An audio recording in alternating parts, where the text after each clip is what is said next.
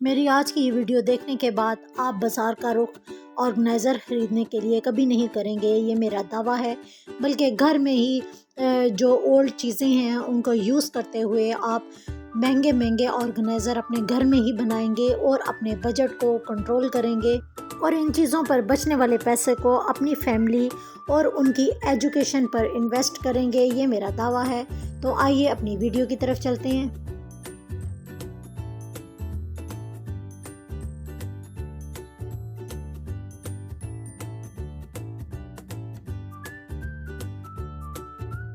पुरानी जीन्स हों या शॉर्ट्स, वो हम उनको फेंकने में एक सेकंड नहीं लगाते।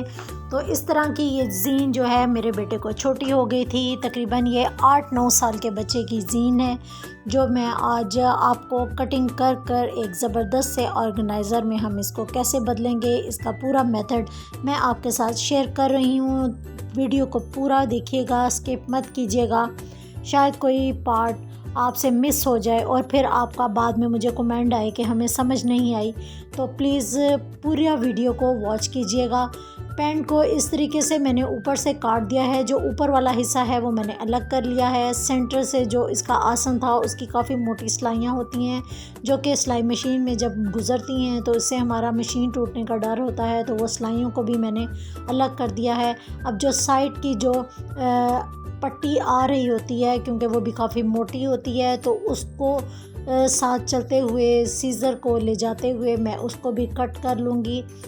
उसको बिल्कुल अलग करने के लिए उस अलग सी पट्टी को भी मैं बिल्कुल इससे अलग कर लूँगी, क्योंकि ये काफ़ी मोटी है और मशीन में आते ही मेरी मशीन की सुई टूटने का डर होगा, तो इसलिए मैंने इस पट्टी को भी अलग कर लिया है। लेकिन इस पट्टी को भी मैं ज़ाया नहीं करूँगी, बल्कि इसको हम अपने किस इस्तेमाल में लाएंगे वो मैं आपको बाद में बताऊँगी। पहले फ़िलहाल मैंने एक पोंचे को इस शेप में कर लिया है और इसकी साइडों से जो तिरछे पार्ट हैं उनको भी मैंने उतार लिया है। दूसरी साइड से भी जो तिरछा पार्ट है उसको मैंने इस तरीके से कट कर लिया है। इस तरह सेम देखें, एक लंबाई में पीस मेरे पास आ गया है और इस तरह 2 पीस हमारे पास मौजूद होंगे, जबकि ये ऊपर वाला पार्ट है हम इसको भी वेस्ट नहीं करेंगे। जो पॉकेट आप देख रहे हैं सेम इसी रुख पर लाते हुए इसका हम एक ब्लॉक बाहर निकाल लेंगे। मेरे पास जो ब्लॉक है वो 8 बाई 8 इंचज़ का है। आपके पास जितनी पैंट की लंबाई और चौड़ाई होगी आपके पास उतना ही ब्लॉक निकलेगा। तो आप जितना ऑर्गेनाइज़र आप बड़ा बनाती हैं उसके हिसाब से ही आप इसके स्क्वायर पीस निकाल लीजिए। देखिए मेरे जो स्क्वायर पीस हैं वो निकाल लिए हैं और साइड से इस तरह इसके छोटे छोटे से जो उभरे हुए पार्ट हैं उनको मैं काटते हुए इसको इस तरह नीट कर लूँगी। तो ये 2 मेरे पार्ट मौजूद हैं आपके पास जो नज़र आ रहे हैं, इनमें पॉकेट्स लगी हुई हैं। और अब ये जो नीचे पोंचे मैंने उतारे थे इनको भी मैं वेस्ट नहीं करूँगी, बल्कि ये बने बनाए हमारे पास जो हैं होल्डर तैयार हो जाएंगे। इनकी जो मोटी सिलाइयाँ हैं वो भी मैंने अलग कर ली हैं और इस तरीके से ये हमारे पास मौजूद है। तो जो एक्स्ट्रा साइड पर जो कपड़ा है जो अनइवन है इसको भी मैं उतार कर बिल्कुल बैलेंस कर लूँगी, ताकि जब लगते हुए भी ये हैंडल अच्छे लगें और इसमें नीटनेस आए। तो इस तरीके से जो एक हैंडल है वो मैं सीज़र से कट करके उसको नीट कर रही हूँ। तो इस तरीके से दूसरे हैंडल को भी सेंटर से कट कर लें और कटने के बाद इसकी साइड से जो धागे वगैरह निकले हुए हैं वो रिमूव कर लें। अव्वल तो जीन के इतने धागे नहीं निकलते, इसलिए हमें दोबारा से लाइनिंग लगाने की ज़रूरत नहीं पड़ती। जीन का कपड़ा काफ़ी मजबूत और पायदार होता है, इसीलिए हम इसको एज इट इज़ ही यूज़ कर सकते हैं। ना इसके अंदर तारें निकलती हैं और ना ही हमें इसके अंदर लाइनिंग या राइस बैग वगैरह लगाने की ज़रूरत पड़ती है। जो साइडों से सिलाइयाँ हमने उतारी थी उनको भी हम वेस्ट नहीं करेंगे। अगर आप छोटे हैंडल नहीं लगाना चाहें तो इस तरीके से एक आइडिया है कि आप इस तरीके से मोड़ते हुए एक दूसरे में इस तरह टर्न करते जाएं और टर्न करते हुए देखें सेंटर में सीधी सिलाई लगाते जाएं और इस तरीके से आपके ये भी हैंडल जो है वो होल्डर के तौर पर यूज़ हो सकते हैं। मैं आपको स्टिच करके भी इसका पूरा मेथड बताऊंगी और आप ये डरे नहीं, इनके ऊपर सिलाई लगाते हुए हमारी सुई बिल्कुल नहीं टूटेगी, क्योंकि ये फ्रेंडली कपड़ा होता है। इसके अगर ऊपर अगर जहाँ मोटी सिलाई आए तो वहाँ से आप मशीन को थोड़ा आहिस्ता कर लें और फिर सिलाई करें तो आराम से हमारी स्टिचिंग हो जाएगी। देखें जो हैंडल है आप इस तरीके से बनाएंगे। दोनों स्ट्रिप को जोड़कर मैंने पहले सिलाई कर लिया है, उसके बाद मैंने सीधी सिलाई लगाई है। सिलाई लगाने के बाद दोबारा से जो एक दूसरे के ऊपर ओवरलैप करने के बाद मैंने इसको दोबारा से सिलाई लगाया है और सिलाई लगाने के बाद एक हमारे पास एक चुटिया जिस तरह होती है सेम उसी तरीके से हमारे पास ये हैंडल तैयार हो जाएगा। मैं मशीन को थोड़ा आहिस्ता आहिस्ता ही चला रही हूँ ताकि ये कपड़ा यहाँ से मोटा है तो ये आसानी से गुजर जाए। तो देखें ये इस तरीके से एक चुटिया टाइप हमारा हैंडल तैयार हो जाएगा। आप इस तरीके से चौड़ा हैंडल भी इसको पकड़ने के लिए यूज़ कर सकते हैं। अब जो हमने स्क्वायर पीस निकाले थे वो सेंटर में मैंने इस तरीके से अटैच कर दिए हैं और साइडों से इस तरीके से मैं सिलाई लगा लूँगी। और अभी मेरा जो है उल्टा पीस है तो इस तरीके से मैं एक साइड से सिलाई लगाऊंगी, फिर इसको कॉर्नर से इस तरीके से पकड़ते हुए दूसरी सिलाई लगाएंगे और फिर जो इसकी अपोजिट डायरेक्शन पे जो पीस है सेम इसी तरीके से ही इन पर भी सिलाई लगाएंगे तो हमारे पास ये एक बास्केट की शेप आ जाएगी। और अब मैंने इसको सीधा कर लिया है। स्टिचिंग मेरी कंप्लीट हो चुकी है, मेरे पास मेरी बास्केट तैयार हो चुकी है। इसको बराबर करके कटिंग कर लेंगे और जो हमने पांचे से हैंडल जो नीट करके उतारे थे इस तरीके से हम इसको हैंडल लगा देंगे। देखें ये, और मैं इसको सिलाई मशीन के साथ ही हैंडल लगाऊंगी इसलिए कि ये काफ़ी मज़बूत हो जाएंगे। अगर आपकी मशीन ये कपड़ा उठा ना सके तो आप इसको हाथ से हैंडल को भी लगा सकती हैं।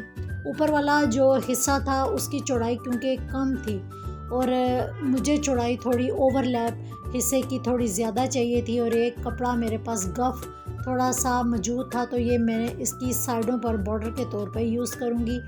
आप चाहें तो अगर आपके पास जीन बड़ी है तो आप इसी तरीके का ओवरलैप भी बना सकते हैं, लेकिन मैंने एक और कपड़े को ओवरलैप किया है और साइडों पर इसको मगज़ी लगा दी है। मगज़ी लगाने के बाद जो मेरा ओवरलैप था उसको मैंने किस तरीके से लगाया है, दोनों साइड से पॉकेट्स हैं, जो सेंटर वाला हिस्सा है वो इस तरह मौजूद है और इसको हम ओवरलैप किस तरीके से करेंगे, पहले हम निशान लगाएंगे।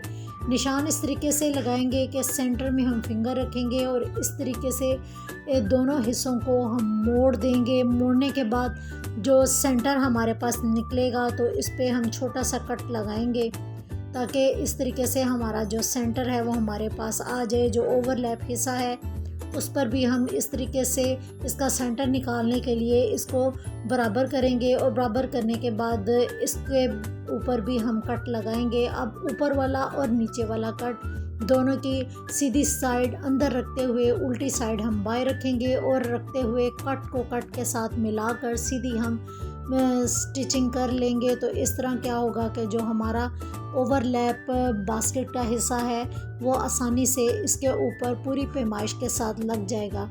ये देखें जो पॉकेट्स थी वो मैंने ज़ाया नहीं की। इन पॉकेट्स को भी ओवरलैप के साथ पिन अप कर कर आप स्टिच कर लें। मैंने भी इसी तरीके से ही किया है। तो इस तरीके से हमारा जो लैप है इसके ऊपर लग चुका है। अब हमने ज़िप लगानी है। तो ज़िप हम कैसे लगाएंगे, ज़िप बिल्कुल गुम लगाने के लिए ज़िप को इसके ऊपर रख कर जो इसकी सीधी साइड है वो अंदर की तरफ रखेंगे और इस तरीके से एक सिरे से लाते हुए दूसरे कॉर्नर तक ज़िप को लाकर हम क्लोज़ कर देंगे और इस तरीके से एक साइड देखें हमारी ज़िप की लग जाएगी।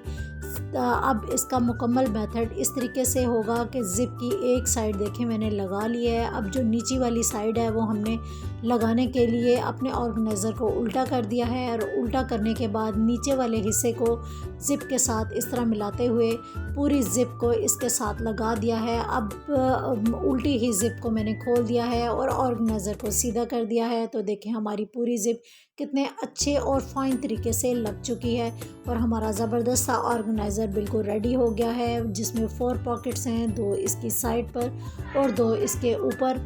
मेरे वो बहन भाई जो मेरा चैनल देखते हैं, आप तमाम का बहुत बहुत शुक्रिया जिन्होंने मुझे बहुत अच्छे अच्छे कमेंट्स किए हैं। उनमें शामिल हैं Sabiha kitchens, humble family, Anthony, Tariq हाफिज़, जुल्फ़िकार खान, आप तमाम का बहुत बहुत शुक्रिया।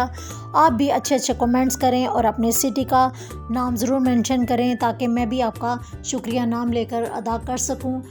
ये आपके पास नो कॉस्ट के साथ बिल्कुल मल्टीपर्पज़ ऑर्गेनाइज़र तैयार हो गया है। इसमें डाली हुई चीज़ें आपकी मुकम्मल सेफ़ रहेंगी, ना गिरेंगी और ना ही इसको कोई नुकसान होगा। और इसकी पॉकेट्स में आप छोटी छोटी सी अपनी कीमती अशिया को भी सेव कर सकते हैं। इस तरीके से ये ऑर्गेनाइज़र जो है आपके बड़े काम आएगा। इसकी जो 4 पॉकेट्स हैं आपकी छोटी चीज़ें रखने के काम आएगी। मैंने भी इसको अपने बच्चे की छोटी सी चीज़ें रखने के लिए इस्तेमाल किया है। ये बहुत ज़बरदस्त ऑर्गेनाइज़र है, ट्राई ज़रूर कीजिएगा और फीडबैक ज़रूर दीजिएगा कि आपने इस ऑर्गेनाइज़र को कैसे यूज़ किया। दुआ में ज़रूर याद रखिएगा। अल्लाह हाफिज़।